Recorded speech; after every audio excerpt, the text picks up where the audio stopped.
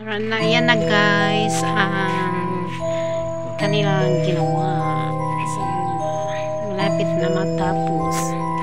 Yan. So mukhang bago na siya. Yan.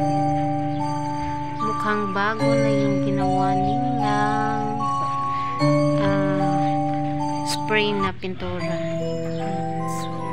Service para papuntang school. So guys, no? Grabe ang init dito. Grabe ang init dito sa Bantayan Island. Ano oras na? 4 PM. Pero grabe. Hindi makayanan.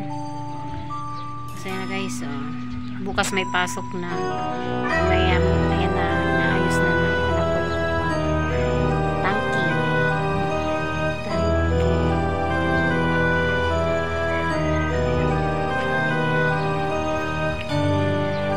Tinulungan siya ng papa niya para mabilis kasi kailangan bukas mag-ikuan na masakyan.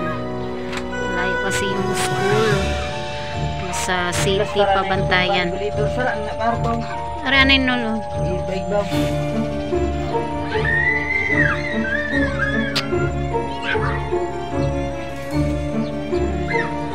Ibalik na yung tangke.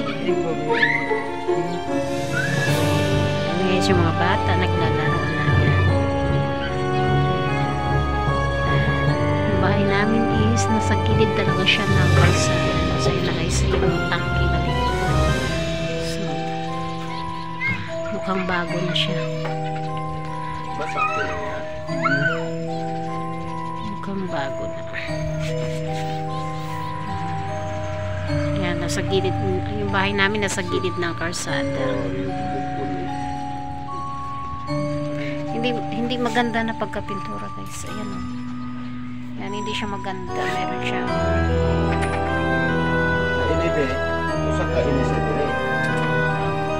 Ito maganda ang pagkapintura.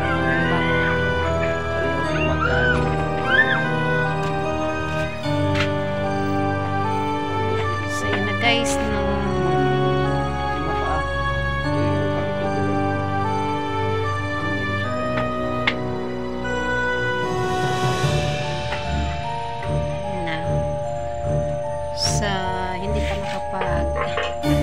Hindi pa ka nakapag-subscribe sa aking YouTube channel, please subscribe and don't forget click the notification bell all para always updated sa aming everyday happens here in Bantayan. Talagang init, di makayanan. Alas 4 na pero ano pa, masakit ang init. So yan na guys, no. Babu. A few minutes later. Yan na guys, ang finish product na naibalik na lahat. Yan o, yung kanyang upuan, yung kanyang tangki. Mukha na talaga siyang bago. Mukha na talagang bagong palit. Yung pala bagong pintura lang. Tingnan mo yung mga bata. Ayan o. Saya nila. Yun o. Ayan. Yung mga bata o. Ayan. So yan sila guys. Naglalaro na kahit ang init. Ayan na. Naglalaro na sila. So, yun na. Bukas magamit na.